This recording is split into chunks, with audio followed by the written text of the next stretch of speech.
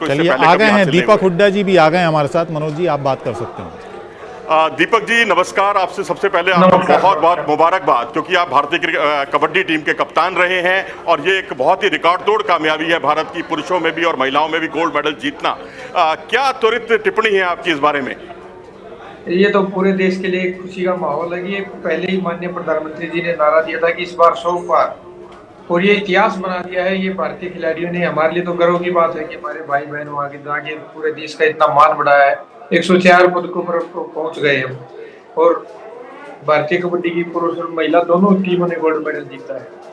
तो हमारे देश के लिए तो स्वर्णिम अक्षरों में लिखा गया है नाम, और उम्मीद है कि हमारा देश आने वाले अगले एशियन खेल हो या ओलंपिक हो, ऐसे रिकॉर्ड तोड़ता रहेगा। जी हाँ, बिल्कुल आपने सही कहा। और 2018 में जब पहली बार भारत ने अपना स्वर्ण पदक गंवाया था, पुरुषों में भी महिलाओं में भी, तब गुस्सा तो आपको बहुत आया होगा।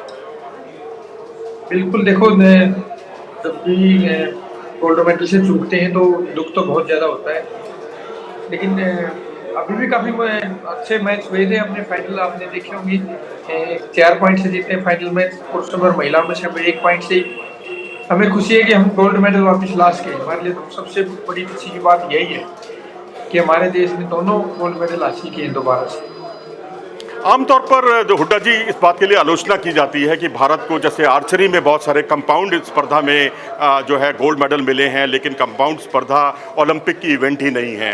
कबड्डी में भारत को 2 गोल्ड मेडल मिले, लेकिन कबड्डी जो है ओलंपिक की स्पर्धा ही नहीं है। तो अब ओलंपिक में जाने के लिए क्या दूरगामी योजनाएं हैं फेडरेशन की, और आप एक पूर्व खिलाड़ी होने के नाते आप किस तरह से इस दिशा में काम कर रहे हैं कि ओलंपिक में कबड्डी की भागीदारी हो?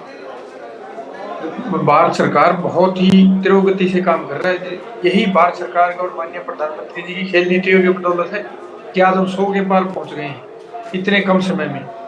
तो सरकार तो बहुत तीव्र गति से कार्य कर रही है।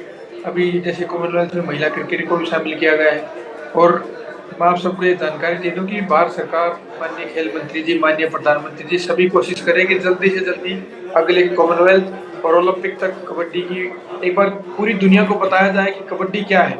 हो सकता है कि अगले ओलंपिक खेलों में एक उद्घाटन मैच भी हो सकता है, एक शो मैच के तौर पर कबड्डी का।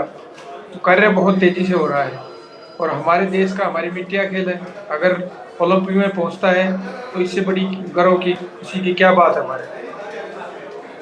दीपक जी, हमने आपको देखा है कि आप बेशक कबड्डी के खिलाड़ी रहे हैं, लेकिन आप अन्य खेलों का भी उतना ही सम्मान करते हैं। हमने आपको बॉक्सिंग रिंग में भी अपनी पत्नी, आपकी जो श्रीमती जी हैं स्वीटी, जो कि वर्ल्ड चैंपियन हैं, उनकी हौसला अफजाई करते हुए देखा। हमने दूसरे मैदानों में कुश्ती से लेकर तमाम आयोजनों में आपको देखा। कैसी फीलिंग होती है जब राष्ट्रगान बजता है और स्वर्ण पदक भारत की झोली में आता है?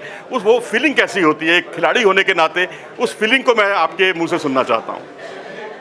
देखो, किसी भी विदेशी जमीन पर या अपने देश में किसी भी अंतर्राष्ट्रीय इतनी बड़ी प्रतियोगिता, एशियन गेम्स, वर्ल्ड कप होते हैं, वर्ल्ड चैंपियनशिप या ओलंपिक, जब हमारा राष्ट्रीय गान बजता है ना, जितने मेरे भाई बहन आज एशियन गेम्स में मेडल जीते हैं और राष्ट्रीय गान बजा है हमारा, तो रोंगटे खड़े हो जाते हैं। हम खिलाड़ी ना चाहते हुए हमारी आंखों में आंसू होते हैं, क्योंकि हमारे तिरंगे का जो सम्मान है उससे बड़ा जिंदगी में हमारे लिए कोई गर्व का पल नहीं होता है। तो इसको बयां करना मुश्किल होता है, इतनी ज्यादा खुशी होती है। हम इंतजार करते हैं कि कब हमारा राष्ट्रीय गान बजेगा और हमारे देश का तिरंगा सबसे ऊपर लहराया जाएगा। दीपक जी, कबड्डी में कुछ एक राज्यों का दबदबा है। आपका हरियाणा से आप आते हैं, हरियाणा का पूरी तरह से दबदबा है। कुछ एक राज्य हैं। पूरे देश में कबड्डी का विस्तार करने की दिशा में किस तरह के कदम उठाए गए हैं अभी तक? देखो, अभी तो कबड्डी मुझे लगता कि पहले की तरह है। अब तो पूरे देश में, मैं जैसे मेरा जन्म हरियाणा से था, लेकिन मैं पिछले 13-14 सालों से राजस्थान से ही खेलता हूँ, यही निवास करता हूँ। तो अभी राजस्थान में भी आप प्रो कबड्डी लीग की बात करें या देश के लिए, अभी भी एक हम देश के लिए हमेशा राजस्थान से भी 2-3 खिलाड़ी खेलते रहे हैं। अभी इंडिया टीम जो एशियन गेम्स में, महाराष्ट्र से भी खिलाड़ी है, हिमाचल प्रदेश से भी खिलाड़ी है, उत्तर प्रदेश से भी है, दिल्ली, हरियाणा। तो हर अब पूरे प्रदेश से, महाराष्ट्र से जैसे 2-2 खिलाड़ी एशियन गेम्स टीम में। तो अभी ऐसी बात नहीं कि कबड्डी का पूरे देश में विस्तार नहीं हुआ। हाँ, हालांकि सरकार अभी और कदम उठा रही है। इतने सारे साई सेंटर केंद्र खोले गए हैं। अभी राजस्थान में हाल ही में 33 साई सेंटर केंद्र खोले गए हैं, ताकि ये ना हो कि भाई अकेले हरियाणा या और कहीं प्लेयर खेल रहे हैं। तो अब पूरे देश में कार्य किया जा रहा है। तो ये थे दीपक हुड्डा जी, आपका हमसे जुड़ने के लिए बहुत बहुत धन्यवाद और हम शुभकामनाएं देते हैं कि इसी तरीके से भारत का कबड्डी में दबदबा होगा और बना रहेगा और साथ ही भारत ओलंपिक में भी कुछ ऐसा कमाल करेगा, कबड्डी को शामिल किया जाएगा। जो फेडरेशन की मुहिम है, प्रधानमंत्री जी की मुहिम है, भारत सरकार की मुहिम है, आपका हमसे जुड़ने के लिए बहुत बहुत धन्यवाद।